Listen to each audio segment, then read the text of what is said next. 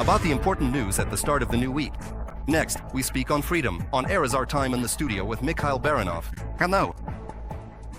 Russian occupiers attacked a maternity hospital in Sumy. As a result of a drone strike, the building's roof caught fire. According to the regional military administration, at the time of the attack there were 166 people in the perinatal center. Among them were 11 children. All patients were promptly moved to a shelter. Preliminarily, there are no casualties. Rescuers quickly extinguished the fire. One person was killed and 10 more were injured as a result of a Russian attack near Zaporizhia. The youngest victim is 16 years old. According to local authorities, Russian occupiers struck 8 locations in the city with missiles and Shahid-type drones. Some of the aerial targets were shot down by Ukrainian air defenders.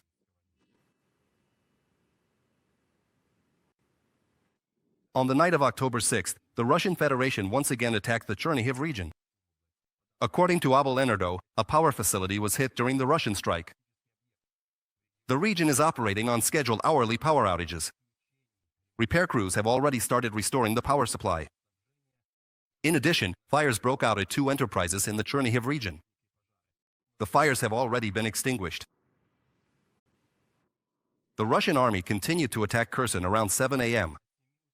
The occupiers shelled one of the residential neighborhoods. According to the city military administration, 3 local residents were injured as a result of the strike. Russian forces also shelled the Kherson region this morning. A woman was killed in the village of Stepanivka. 6 people were injured. An entire family was taken to the hospital, 2 children, their mother and father. The youngest of the injured is 2 years old. In addition, 5 local residents were wounded in the village of Chornobevka. All of them suffered traumatic brain injuries, concussions, and shrapnel wounds. It hit so hard, and we hit over there. We stood like this. I hear something making noise. I can't figure out what it is. The guys called out, saying, "Gas." How can something like that happen? I just can't imagine. We got hit by fire like this. I didn't understand where it came from or what it was. We ran outside. The neighbor said, "Call me if anything happens." We kept calling her and calling her. No one answered. The neighbor came, and we went into the house. There are no windows on that side either, and she wasn't in the house. Only the bed was turned down. That's it. There was a summer kitchen. That's exactly where it hit. The summer kitchen is just gone. Just a crater. That's all. She must have run out there, because that's where they found her. Looks like those were the first strikes. She ran to the kitchen. That's where she was. She probably suffocated. I arrived right here. Looks like those were the first strikes, and she ran to the kitchen. She didn't try to save anything. When I arrived, everything was already burning. We started putting out the fire, but couldn't save anything. Altogether, last night Russia launched 116 drones over Ukrainian territory. The aggressor attacked from several directions, including from the territory of temporarily occupied Crimea. Ukrainian air defenders neutralized 83 Russian drones of the Shahid, Garin, and other modifications in the north, south, east, and center of the country. The attacks were repelled by aviation, electronic warfare, and drone units, as well as mobile fire teams.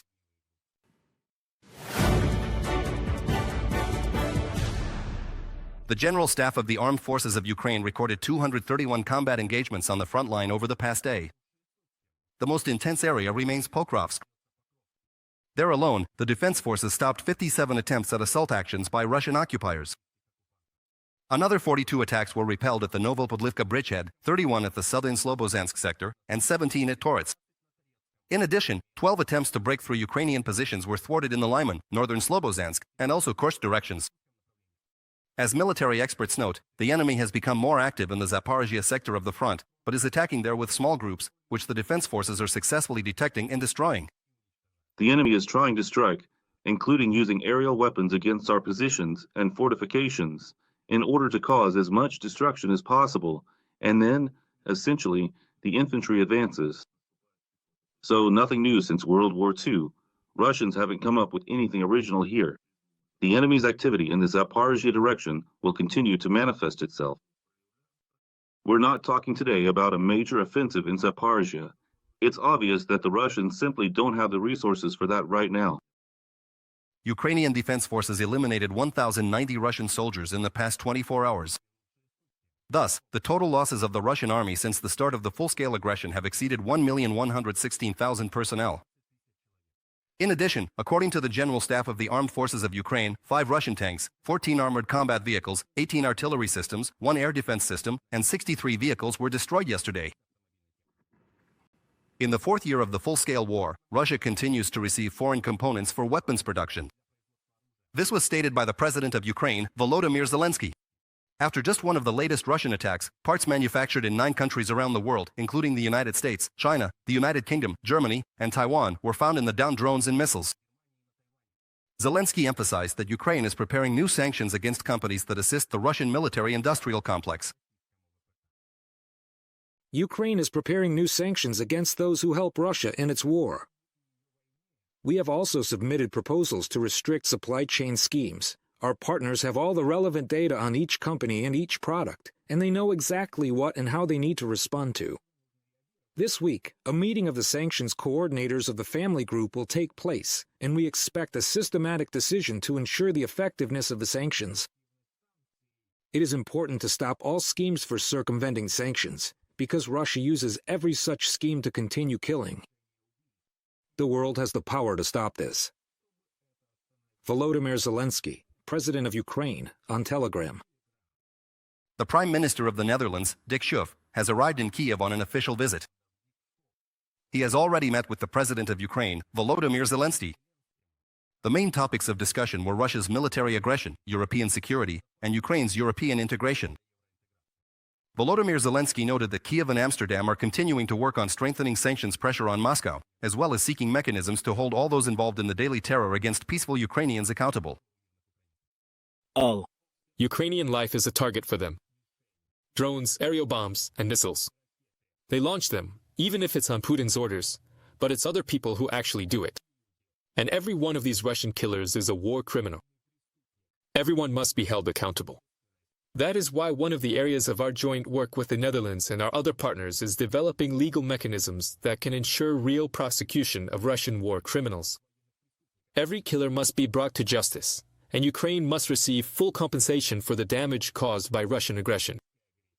I see with my own eyes how Ukrainians are fighting against the Russian aggressor. Here, I see proof that Ukraine needs support now and in the future. We, the Netherlands, together with other allies, stand with you in your fight for an independent and free life. We want peace to come, but it must be a just peace. So far, we haven't seen any sign that Putin has such a desire. On the contrary, in recent weeks, we've seen attacks on civilian infrastructure and many civilian casualties. Drones once again disrupted operations at an airport in Norway.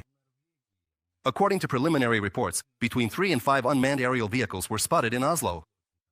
Police stated that the investigation into the incident is ongoing.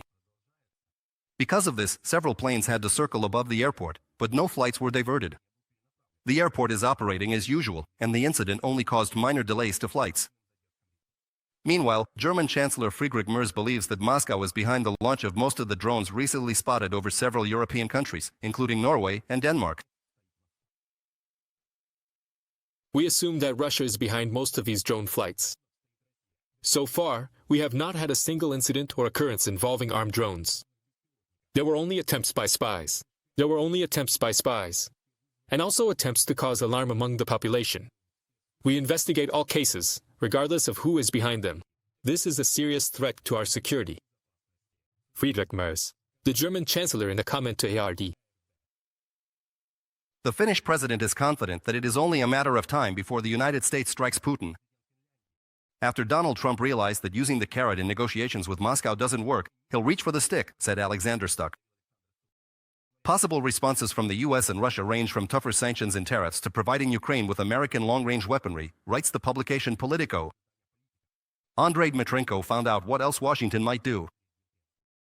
If the United States supplies Ukraine with longer-range Tomahawk cruise missiles, it will destroy relations between Moscow and Washington, said the Russian dictator at the Valdai Discussion Club meeting. On October 1st, the Wall Street Journal reported that the U.S. had agreed to provide Ukraine with intelligence data for strikes using long-range missiles on Russia's energy infrastructure facilities located far from the border. According to the publication, this step is due to the fact that the White House is considering the possibility of supplying Kiev with long-range weapons. Putin also reminded Donald Trump of the time when the U.S. president called him and Russia a paper tiger. I said to him, you know, you don't look good. You've been fighting a war for 4 years that was supposed to last a week. What are you, a paper tiger? The Russian dictator took offense. And, in his usual manner, responded. Well, there you go. It's a paper tiger. Maybe it was aiming for something else. Well then, go and deal with this paper tiger. Much of Putin's speech at this Valdai Forum was directed at Trump. And not just at Trump, but at his audience as well. He's clearly playing to that audience. And he's sending a signal to Trump that he's ready to negotiate, that he has a positive attitude toward Trump. He didn't criticize Trump, even when he expressed dissatisfaction or, let's say, issued some warnings about the tomahawks. He didn't engage in a direct debate with Trump. And indeed, except for the moment when he let slip his resentment over the fact that the US president accused him of lying about the fabricated successes of the Russian army at the front, Putin showered the White House chief with compliments. He stated that if Donald Trump had been in power, Russia's war against Ukraine would not have started. And he blamed European leaders for the full-scale aggression unleashed by Moscow. But this tactic is unlikely to work anymore, according to the president of Finland. Trump no longer intends to persuade Putin. He will use other methods. Having realized that the carrot didn't work, he'll switch to the stick. The only question is, what will that stick look like? Alexander Stubb told reporters. You don't have to read The Art of the Deal to understand how President Trump negotiates. It's not a traditional approach, but it's very results-oriented. Alexander Stubb, president of Finland, in an interview with Politico. President Volodymyr Zelensky called on partners to increase pressure on Russia because of the aggressor's hybrid attacks on European countries and Russian terror against Ukrainian civilians. 2. Unfortunately, there is no strong and worthy response from the world to everything that is happening. To the constant escalation and brazenness of the attacks. That's exactly why Putin does it. He just laughs at the West, at the silence and the lack of strong countermeasures. Russia has rejected all proposals to stop the war or at least halt the strikes. Russia is openly trying to destroy our civilian infrastructure. Right now, before winter, it's targeting gas infrastructure, power generation, and electricity transmission. Zero real response from the world. We will fight to make sure the world does not stay silent and that Russia feels the consequences. Analysts believe that granting Ukraine a reparations loan using frozen Russian assets would be a painful blow to the aggressor country. The president of Finland considers this idea brilliant. He is convinced it will work. The Kremlin understands this too. Putin is threatening to nationalize foreign assets. If the EU uses the frozen reserves of the Russian central bank to help Ukraine, according to Bloomberg. On September 30th, the Russian dictator signed a decree regarding certain specifics of managing property held in federal ownership.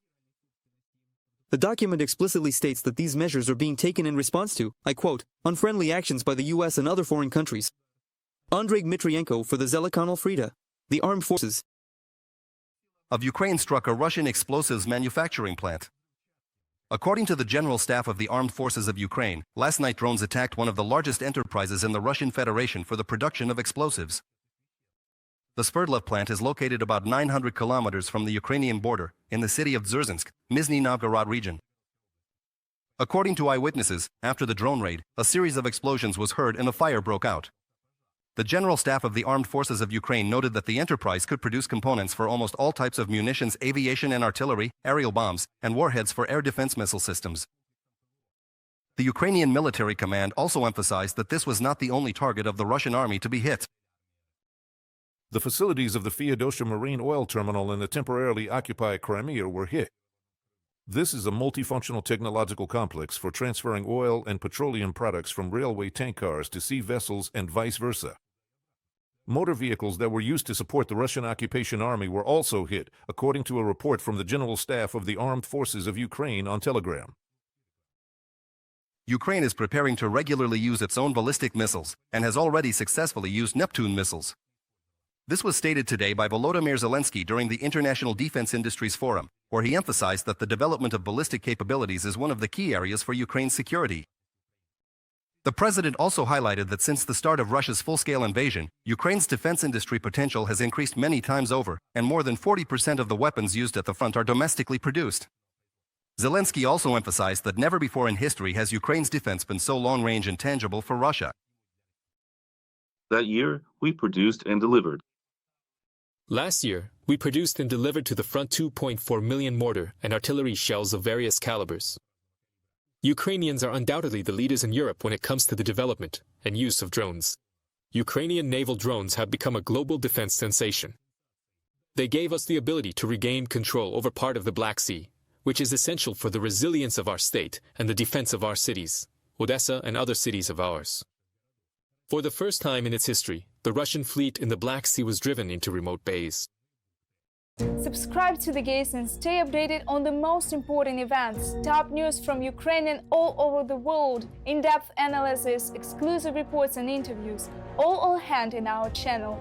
Join our community of viewers and stay tuned.